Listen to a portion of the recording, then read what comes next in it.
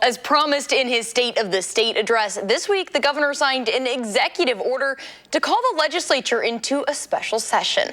The goal to end partisan gerrymandering via a constitutional amendment. But will the legislature pass anything? I sat down with the governor a day after he made the announcement to see what support his proposal has. Thank you so much for sitting down with us. Appreciate your time. Good, thanks. So I want to get started because obviously you're calling the legislature to a special session to take up a constitutional amendment to ban partisan gerrymandering in Wisconsin. What should that look like in our state? Well, first of all, I believe that we really have to have a basis here. And there isn't anybody in Wisconsin that I know of that thinks that partisan gerrymandering is a good thing. We have to have fair maps in the state of Wisconsin. So if we get that into the Constitution, then we can start thinking about how we're going to do that, whether it's through the legislation, legislators making that decision, what the maps look like, or a nonpartisan group like they have in Iowa. But frankly, we could probably spend the next 5 years arguing about that. I think once we have something done in the Constitution and make that happen, I think we're going to be in a much better place. So you think the specifics of the plan could come later? Yes, absolutely. And it's going to be difficult to get to a point because just from what I can see, there are people that want to have the legislature make that decision. Some people want to have an Iowa type program where they have a nonpartisan group doing it. But because that is going to take a fair amount of time and effort on the legislators' part to kind of figure this out, but we have to have the basis. And the basis is gerrymandering is not a good thing, and we should put it in our Constitution. And after your announcement on Tuesday, we saw some reaction. I want to read you something that the speaker wrote. He said, "This one-sentence constitutional amendment provides no details as to how this would actually work, but we're supportive of the governor's concept, and we would be more than happy to negotiate with him to develop a plan to be voted on by the entire assembly." Were you surprised to see that level of support from him? He's not thinking exactly the way I'm thinking on this, but it's good to have something to start with. We saw some responses come out on Tuesday that didn't necessarily give explicit support for this proposal. Sure. Do you think that support has changed at all from the Democrat side? We'll see. I'm going around the state talking about that, and I think people get it, that if we set the bar here on the Constitution piece where it's illegal to have gerrymandered maps, then it's going to be easier to kind of figure out what the pieces are to make that happen. Do you think you have the support from that side of the aisle? I think so. I think we'll get something, but we'll see. It's part of the process. Why call an executive session if you're not sure if you have all the support you need? So that people can start thinking about it and being part of the solution. And in the past, we've seen legislators just gavel in and gavel out. What happens if that happens for this? Well, then we're in a kind of a world of hurt because we're not going to be, we know that fair maps are important for the state of Wisconsin. People in Wisconsin lived under unfair maps for a decade or more. The idea that somehow we're going to magically feel that this is the process it's going to be and everybody's going to be happy, I think that's a problem. We'll roll into the next part after the next census and not knowing what we're going to do. I would be disappointed if we can't get something done before I leave office, but we're going to give it a good shot. And I want to move now to the property tax relief negotiations because that's been ongoing for the past couple of weeks here. It's something you nodded to in your State of the State address. And I want to ask where negotiations stand with Republican leadership right now. Our staff are working with staff members of the leadership every day or every other day. I anticipate that sometime next week we'll get together with the leadership in the Senate and the Assembly and see what we can get done. We're a little bit, we're behind the 8 ball here.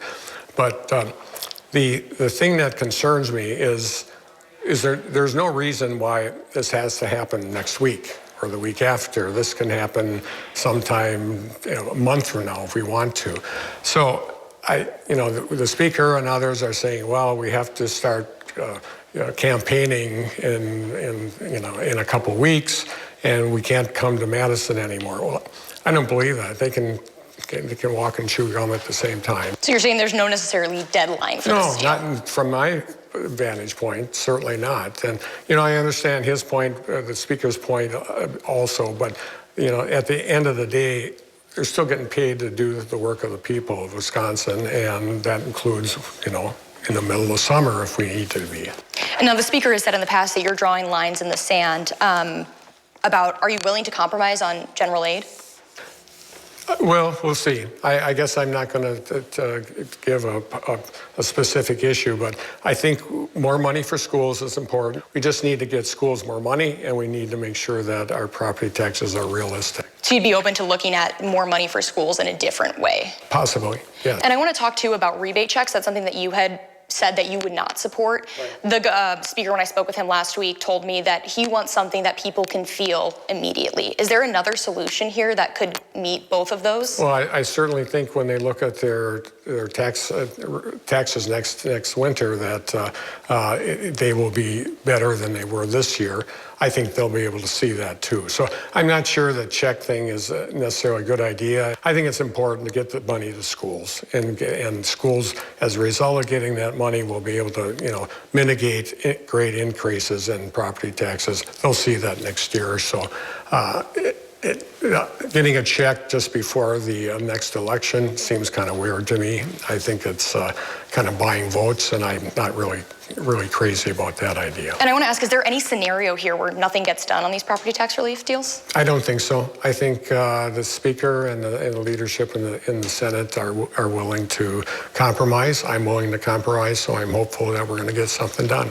And I want to ask, too, because the Assembly voted just 2 or 3 weeks ago, to send a constitutional amendment to voters to limit the governor's partial veto power. It would bar a governor from using their partial veto to create or increase any tax or fee. That's, of course, in response to your 400-year veto. I'm curious what your response is to that. Well, I'm disappointed but not surprised that this is happening. I used the ability that I had. But the thing there's an overall thing here that bothers me.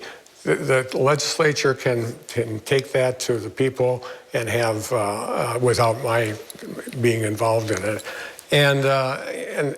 but they're reluctant to allow people in the state of Wisconsin to have their own constitutional pieces. And there's states all across this country where people can say, we'll get together, put something on the ballot. But they're prevented from doing that here. Only the legislature can do that. I can't do it. The people of Wisconsin can't do it. So if it's good for the goose, it should be good for the gander. And I think people should be asking legislators, if you can do this, why can't we? What happens if voters approve this? I think that's a mistake, but the people will talk, and they will make that decision, and I'll stand by that. And I want to move now to a big piece of legislation we're seeing. Would you support that online sports betting bill? I'm not really excited about what's coming out of the legislature. They haven't brought the Native Americans into the conversation, and they should. We saw during the State of the Tribes address the speaker call for the legislature to pass this. You're saying some tribes are left out of this conversation. Yeah, absolutely, they have been. And just kind of one last question for you before we wrap up here today. We heard this week that there are some Wisconsin National Guard troops deployed overseas. I'm curious, what have you heard? We get information every single day, and I can't really talk about that, but it's really important that people know that Wisconsinites are there and they're doing their job as part of the National Guard.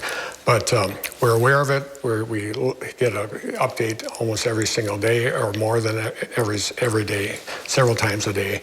And I feel proud of the work that they're doing.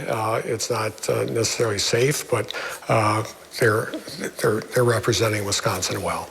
That's all we have for you this morning, Governor. Thank you so much for your time. You bet. That was a condensed version of our interview with the governor. The full conversation is up now on channel3000.com.